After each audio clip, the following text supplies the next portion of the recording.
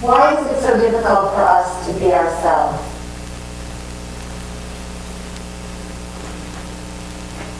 Sometimes our resistance or inability to be ourselves is almost ludicrous.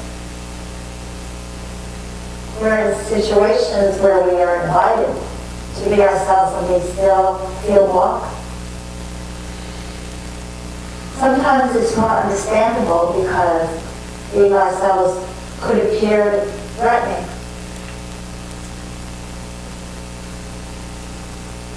But there seems to be an underlying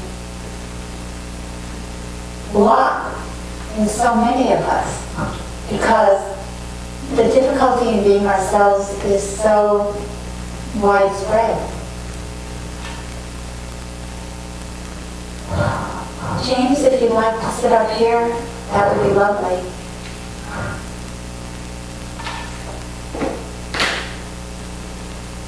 So there must be something that connects all of us in this, or at least almost all.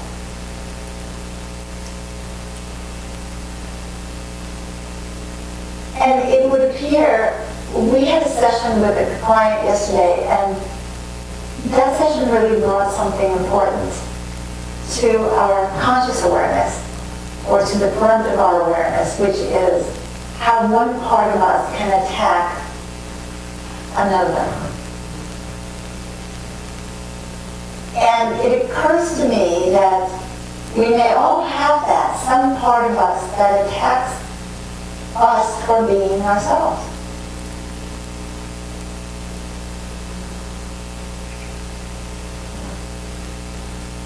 When I started the stream in 1983, as giving it the name the stream, I had already started the work in 1980, as many of you know. But in 1983, I was told to start calling my work the stream. And I said to the inner voice, what is the stream? Because it was me doing counseling with a few people. There was no organization. And the inner voice said, the stream is the process of becoming who you already are. And it feels like today we are inaugurating a new cycle, which I believe connects to the life course that we just did, where we approached things with the awe of expectation. And it's the beginning of a true grounding of us being our real selves.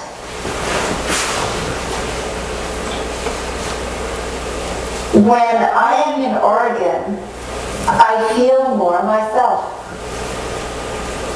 I don't know why. There's something about the mountains, the trees, the streams that are everywhere, and the smallness of the human impact in comparison to the vastness of nature that somehow resonates with me on a deep level and gives me strength that I don't otherwise have. It seems to truly reinforce who I already am. I don't have to fight to be me. I also love it, of course we're in Southern Oregon, unlike Mary Chris, but the way people dress and the way they are with their hair, women, it's way more casual than it is in Southern California and more natural. Just generally speaking, because that's the culture. It doesn't make these people better than anybody else. And I look more like everybody else here. And it's a nice feeling. But it's not just for me, and it isn't just me. It's all of us need to find our right place. And our right place may be right where we are in our own homes. But then we have to be the real us to be in the right place. So the person with whom we were working yesterday has a very strong business nature and is shrewd and has there's a part of her, the Snow White of the Snow White and the Seven Dwarfs, who doesn't think that women are supposed to be that way. They're supposed to be damsels in distress. Well, it's really hard to integrate the damsel in distress with the shrewd businesswoman. So whoever said she had to be a damsel in distress? And that Snow White in her was attacking her for who she actually is.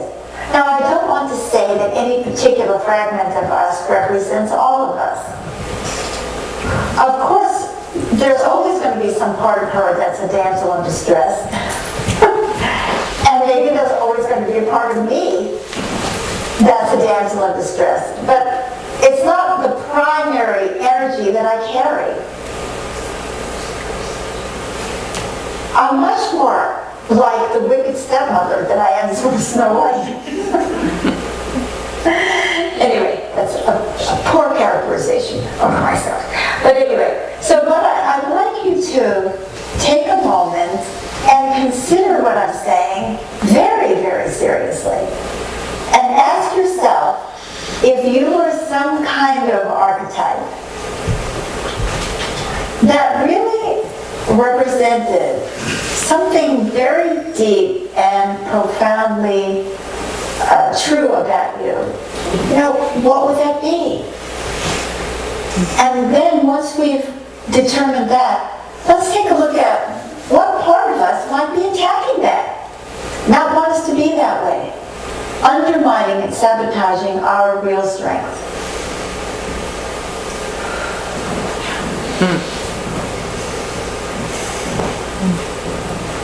Can we share?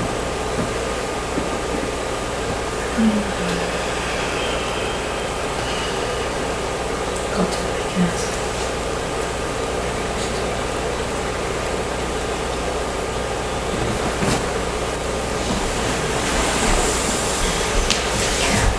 We have a volunteer in the group already, raising her hand. I didn't know if we could share yet or if you wanted it differently for the video, but something has been percolating for myself.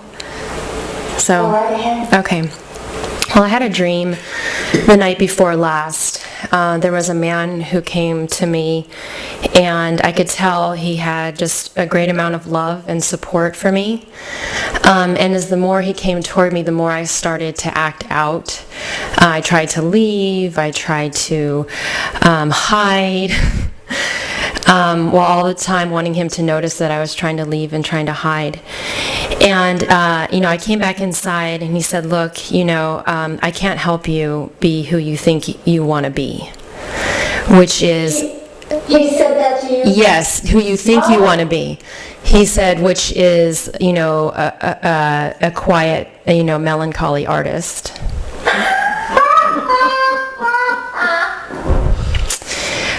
He said, but together we can, help you become who you are. And so I thought that was interesting, and I do feel like there's a part of me that attacks who I am. And, last week I was in San Francisco, and I had such a great time.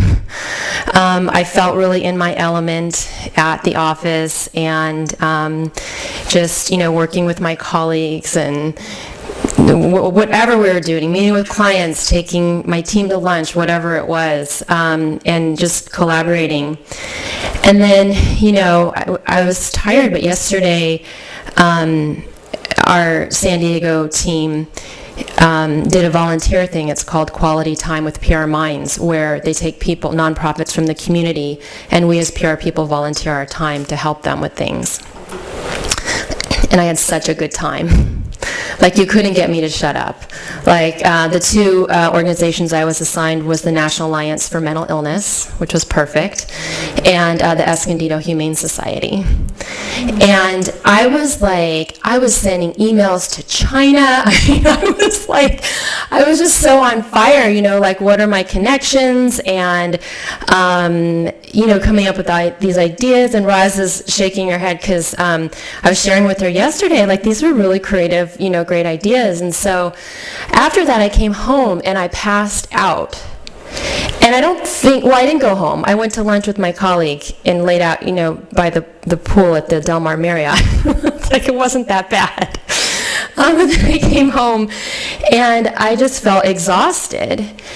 And I napped, and I wonder if I'm really that tired, or if there's some part of me, like when I push forward, that attacks me. And last night, Roz and I, we went to see Master High, and he was like, I don't know how you did it in a week, but you're exhausted again. And I'm beginning to suspect just what you're saying. Like, there's the part of me, like when I go out there and I am myself, there's like another part that's like attacking, and that struggle is just draining me. Yes. Yes. Wonderful. If I were to characterize myself, I think in this moment, what comes to me is that I am a sensitive. And I hate that. I think of that as weak, wussy, I don't know what. I mean, does anyone doubt that I'm sensitive? I pick up what people are feeling 1,000 miles away. Yeah.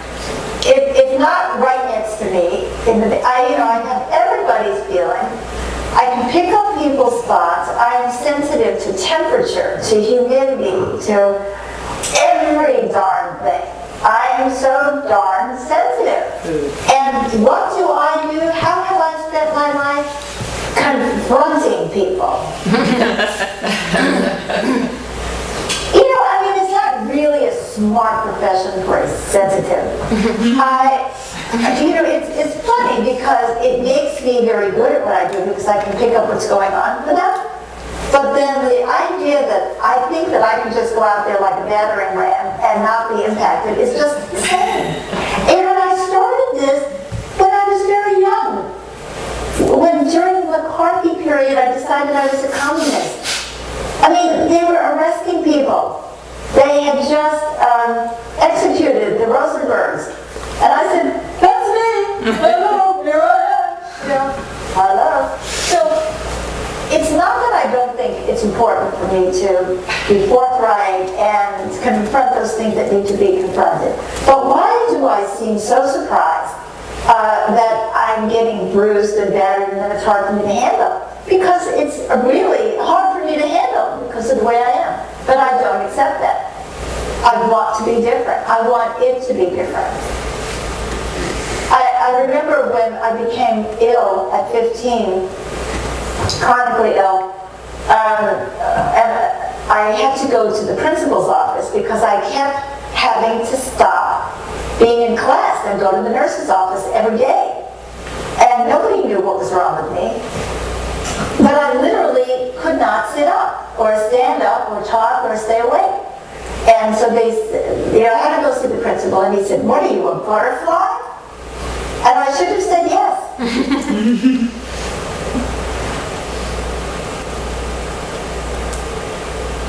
Where did I get this idea that I'm supposed to be tougher than I am? Anyone else like to share? Okay, so the point is that the mental man keeps sabotaging mystical man, the mystic, the religious guy, the guy that has faith and trust. When I was a kid, I would sing that song, Jesus loves me, this I know, for the Bible tells me so. And the mental man says, oh, that's silly. But now as an adult, I've come around full circle to, well, there are masters, and Jesus is one of the masters, and he told me once he loved me. So it's interesting. A mental man kept requiring a framework, and of course Beth has been busting all these concepts. Like the masters, they're just part of a oneness, they don't really exist as individuals. I says, what? I've been studying that for years. It's a whole framework, a whole hierarchy. So mental man is continually fighting against breaking up the concepts, the frameworks. And mystical man, which is more my authentic nature, wants to be in the flow of the mystical, with nature, with God, the divine, and with music and all the flowing kinds of things. So there it is.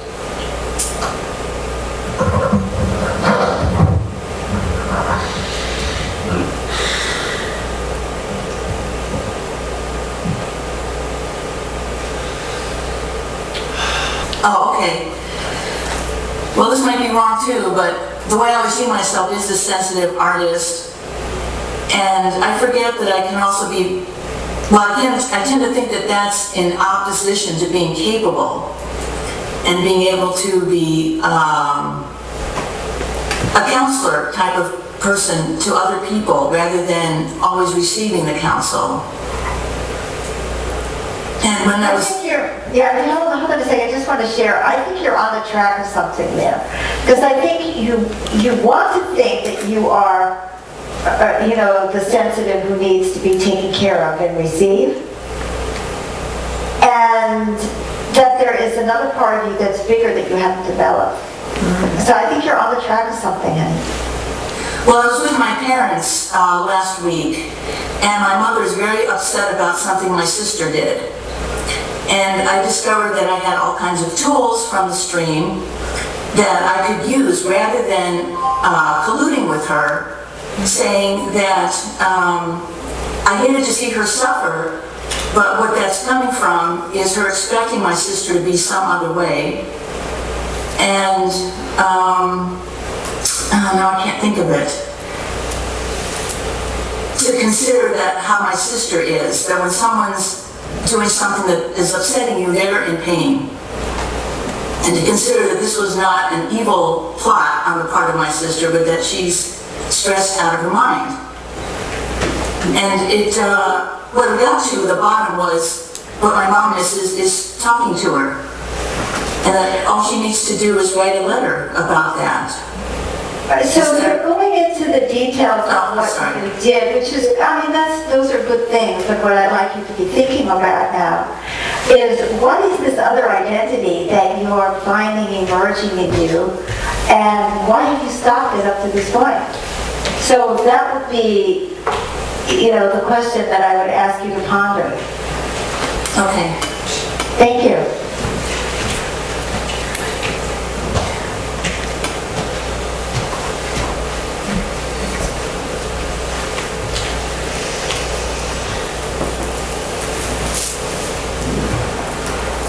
I have something. Can you hear me? Yep. Okay.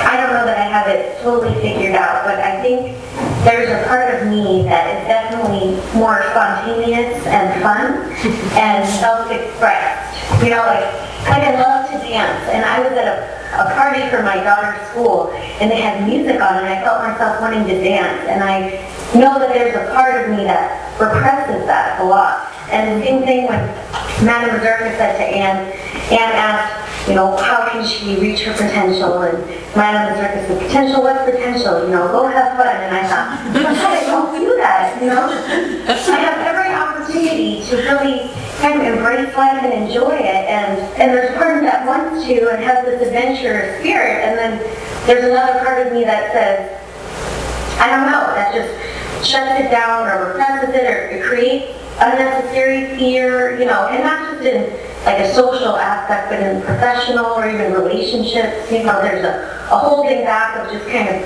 going for it and just, being myself and like showing, myself.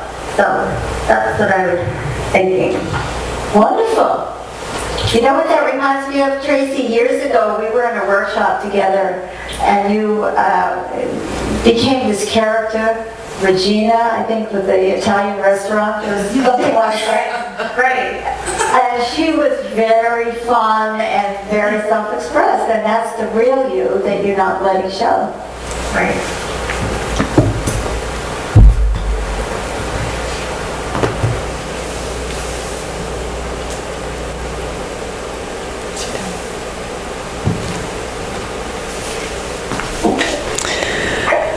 So I think I follow that because I relate so much. I feel there's a part of me that, my true self is just, lighthearted, that I have faith, that I'm fun and just love, spontaneous, love to do things. And I feel like there's a part of me that just really represses that, just finds the negatives, finds things to, complain about or whatever. And that's disheartening to have that negativity just be so strong, and it's sad.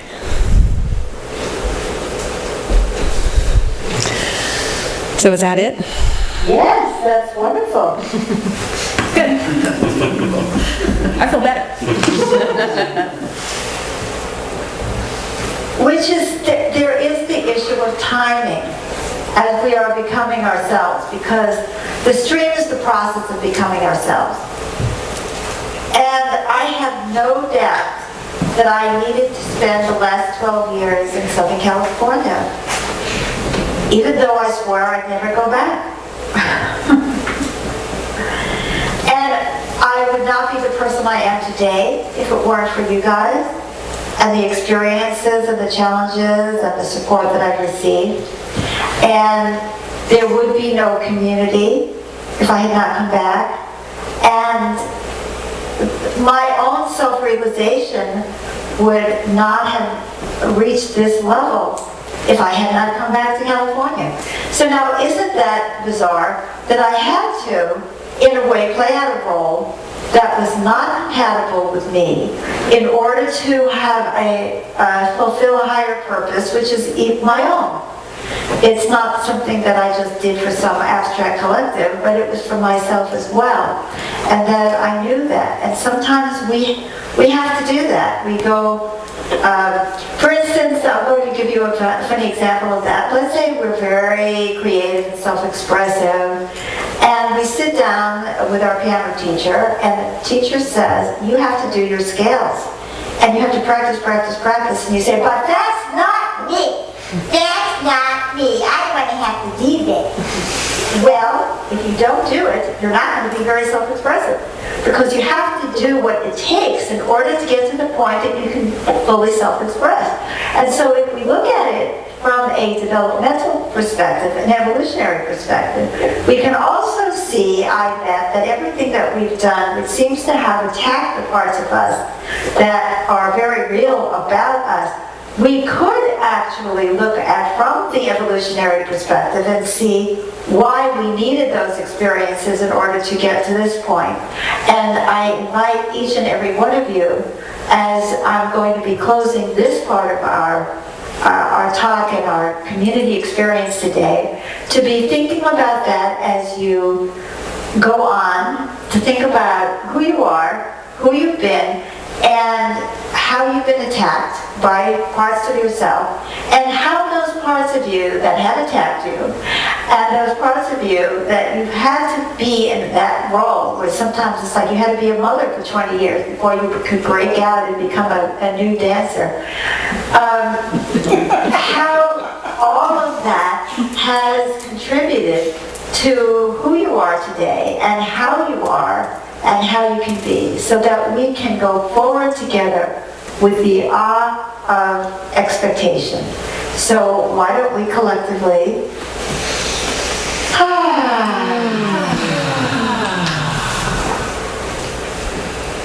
say as though we're beginning to realize something, like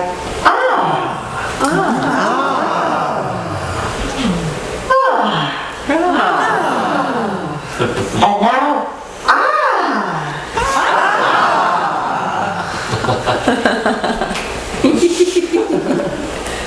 yes.